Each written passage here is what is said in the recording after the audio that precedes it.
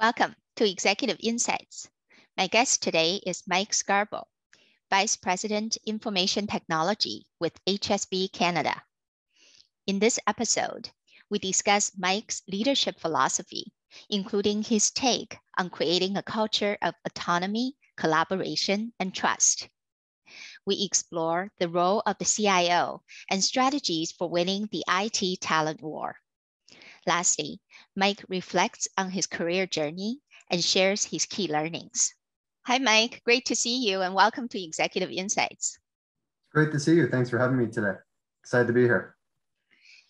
Mike, I'm really glad we got introduced by a mutual connection. You describe yourself as an entrepreneurial leader. What characterizes an entrepreneurial leader, and how are you applying these key competencies to drive results? Yes, I kind of felt that way for most of my career. I like to think I embody some of that entrepreneurial spirit, but I've obviously worked within an organization. So I think some of the qualities of an entrepreneur is definitely you need to be able to take calculated risks. You want to be really purpose-driven. You want to look at the larger picture. You know, perhaps there's times where you might take some unconventional methods. But really, it's about building kind of a team, a culture, almost running your own group like its own company. Another aspect of it is when I view my partners and my colleagues that I work with, I also view them also as a customer. So customer service is really important to me, especially in the IT space when we are service-based. So there's a lot of times where simple things like responding to an email or a phone call, proactive communication, treat them like you were treating a customer. So that's an element of it. But it's also, you know, we obviously align to corporate strategy and culture, but we also want to have our own culture within the team. We want to be kind of that team that individuals want to work with and work for. So bring that all together in kind of a package of being an entrepreneur. Yeah, well said. So what you're saying is really having both the autonomy and creating the trust with your stakeholders is so important. And I wanted to double click on those things a little bit. In addition to running IT and sitting at the executive table at HSB Canada, you interact frequently with your peers in the US and Europe as part of the broader IT leadership team at Munich Insurance. You know, collaborating in a centralized environment is no easy feat. Having to work with different geos and dynamics introduces a whole new set of challenges. How do you create a culture of autonomy and trust in this dual environment? And what lessons have you learned? Yeah, I mean, whether it's at work or anywhere, we definitely live in this interconnected global environment now. So I think for me, the real important thing is trying to find a balance. So far, I've been at HSB Canada, Munich Re for approximately 3.5 months. It's been a great experience so far, but there's definitely that balance between some autonomy and collaboration. I think what makes it really interesting and a lot of fun is like when I look at this morning, every meeting, every interaction is different. So you're wearing multiple hats. I'm an executive leader here in Canada, but then I could get on a call with individuals from across the globe, and I'm another stakeholder at the table. So some meetings I'm managing across, some meetings I'm managing up, some meetings I'm managing down, as well as, I could be talking to colleagues in Europe, Asia, and Canada. So it's exciting in that way. But we live in a complex environment, but I always say IT's job is to make the complex look simple. So it's if I use the example of the Log4j event that happened a month ago, I think that was a great example of how one item can have such a interconnected kind of impact across the globe. Various companies and various vendors and providers are all impacted. I guess where it then comes down to at the end, the real core of it is trust. So again, I'm fairly new at this organization, and as I've moved around at other organizations, definitely you want to be listening, trying to find connection points with people, trying to be engaged, build, bring that positive energy. Over time, hopefully you start to build trust, trying to be willing to help share insights that you have and that you can provide. Drive and demonstrate where needed, but also really try and strive to be kind of that co-pilot. And to be honest, you got to show vulnerability, humility, especially being new, hearing terms, concepts, they're all new for you. So just really trying to take it in like a sponge, but then also trying to add value where we can. And, all that wrapped together. The other part is being consistent. So they want to kind of know when you're working with Michael, what is the experience going to be? So I try to make that consistent. I totally agree. And I think we as human beings connect so much better through vulnerability. We don't connect through ego.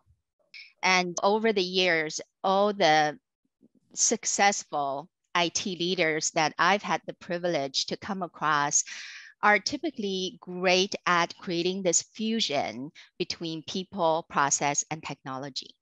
And speaking of people, ever since we launched our very first CIO roundtable over a decade ago, the topic of winning the IT talent war has been dominating the conversations. But since last year, the conversations have taken on a different degree of urgency thanks to the great resignation trend.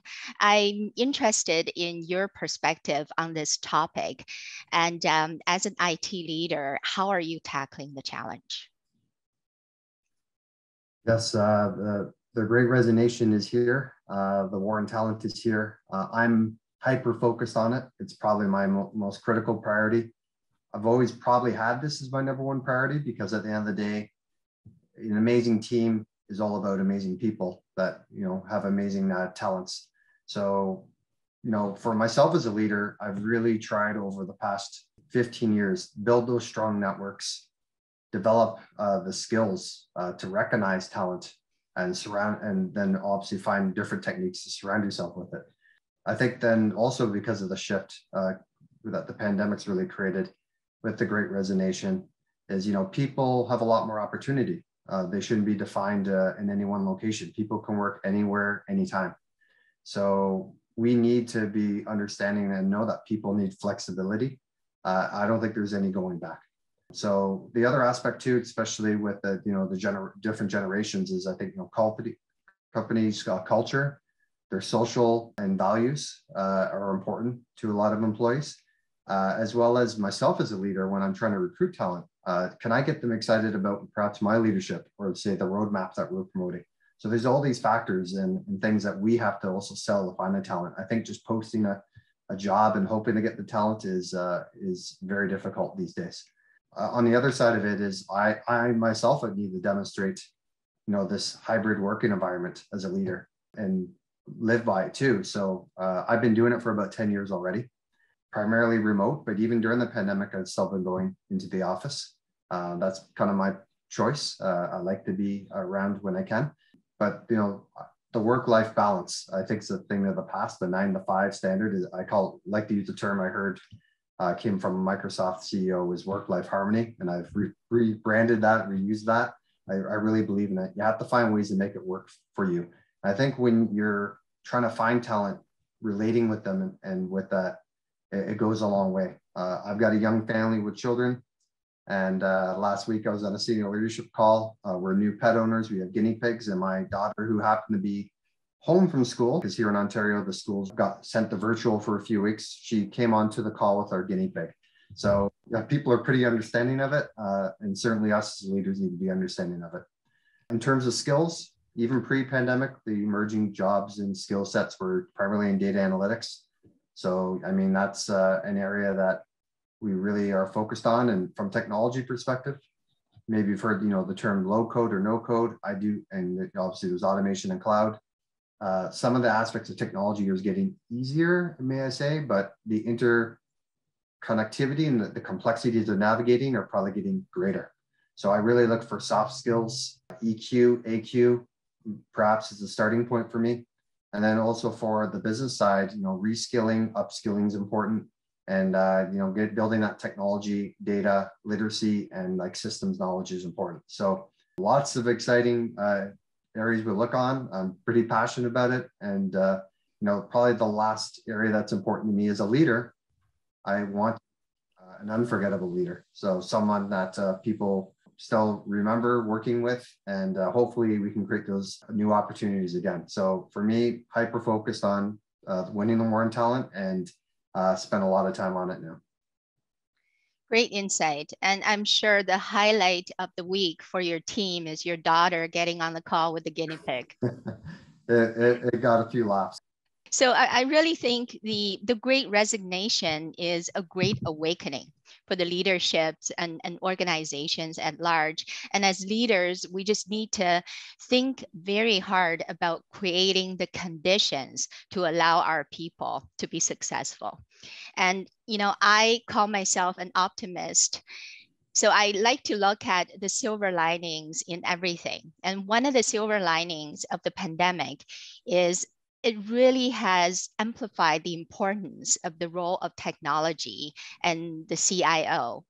Looking at your industry, the insurance industry, and specifically your line of the business, what's your perspective on how the role of CIO and IT is going to evolve? For sure. I've heard some people say that technology perhaps saved the day during the pandemic. I like to think a little bit more optimistically that, IT was already set up for success when the pandemic hit. At least in my experience, that's the way it was. I was at a previous organization. We were ready to go. For some organizations, I think it's helped get IT at the executive table. For some organizations, perhaps that was already the case. I think that for going forward, the CIO is a critical role. Will continue to be a co-pilot with the business executives, strategic partner that really help navigate those complexities. I'm a firm believer that organizations need to a degree become technology and data organizations. So the CIO plays a critical role in enabling that.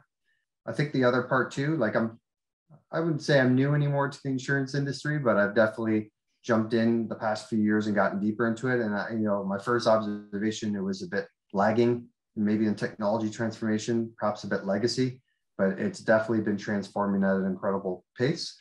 And I actually think, I've even firsthand seen this in my experience. It gives you a unique opportunity with cloud technologies. And if you are modernizing from a legacy footprint, you can actually catch up very quickly now, or you can even leapfrog capabilities in some ways. So I think it's a unique opportunity for the insurance industry and the customer base too. Everyone wants things more digital, personal, or professionally. We've seen it again during the past couple of years. I personally have never used anything like a Shopify or tooling or a Instacart for my groceries, and a lot of these things now we're all jumping into more. Yeah. What's interesting is that prior to the pandemic, the insurance industry was not necessarily known for being the early adopter of technology. And I think the pandemic has given the industry overall a giant push forward. So another silver lining of the pandemic is it really forces us to be reflecting on our purpose, our priorities, our career goals. So along the reflection lane, you've worked for companies large or small and in the public and private sector. Looking back at your career journey, what lessons have you learned? What do you wish that you knew before entering a senior leadership capacity? Hindsight's always 2020. I'll start and say the journey I'm on, I've really enjoyed it and I have no regrets. I spent the first half of my career, I like to say growing up, I worked at a world-class organization called CIBC. I learned a lot there, learned how to do things really well. My last few roles, I've really been brought in to help organizations build and transform. And I think that also helped me kind of find some of my calling too. So I really enjoy as a leader being a change agent or a change catalyst. I love transforming teams, changing the culture, really helping move the organization forward. At the end of the day, I feel really rewarded in my journey about the people I've helped professionally and see their journeys and how they've moved on to bigger and better things. And that probably means the most to me. And again, that's part of that deep network that you build over time that I certainly have built. And then, at each new endeavor, I've learned so much. It's almost like a multiplication of insight and knowledge that you get. And I remember on the first big move I did, I've learned, don't make assumptions. Every organization is different. They have different dynamics, different culture, different insights, different terminology. So I learned that for sure. And I would say when I first got into senior leadership, the big item that I learned was dealing with adversity. So we all face adversity, challenge, but I do believe that challenges and opportunities do get larger as you move up kind of the organizational hierarchy. I've seen many rising stars, some that I've worked for myself and I've worked with. If you've given them the right support system, I'm hoping that majority of the time there's been lots of success. They've pushed personal boundaries, worked hard, they've rose through the ranks. But when you get to senior management, the complexities and dynamics are different. So, and I find even with the stars, what happens when you face that adversity? How do you respond to it? How do you, when you get through that adversity, what did you learn from it? So for me, learning the resilience, the preservation, the perspective, so important. I've learned more from the adversity than the success, for sure. And the first few times you go through it, it is a challenge, but it's a challenge that you will get through, and it's an opportunity to learn. So I would say that was adversity, and just be ready for it was for me the thing that really stood out. Well, Mike, I really appreciate your candor. I always say that our experiences and our learnings inform our perspectives. So thank you for sharing your perspectives with me and with our audience. Well, thanks for having me. I really enjoyed it. And I guess maybe just a couple parting words I like to always say is just remember to continue to get out of your comfort zone, never stop learning, and be open-minded. But thanks again for having me. Fantastic. Thank you. You've been watching another episode of Executive Insights by the IT Media Group. Thank you for tuning in. If you enjoyed this episode, please check out our YouTube channel, including CIO roundtable conversations and executive interviews. And don't forget to subscribe